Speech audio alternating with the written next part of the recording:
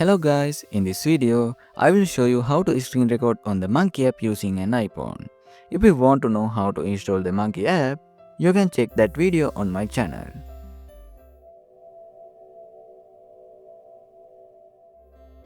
First, I will open the Monkey app.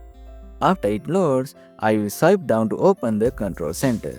As you can see, my screen recorder is already running. If you haven't added the screen recorder yet, tap the plus icon, then tap add the control.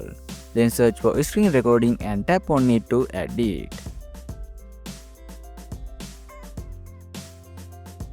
Once it's added, just tap the record button to start recording your screen. I already have one running, so I removed the extra one. After you start screen recording, you can enjoy using the Monkey app. All your chats will be recorded smoothly without any issues.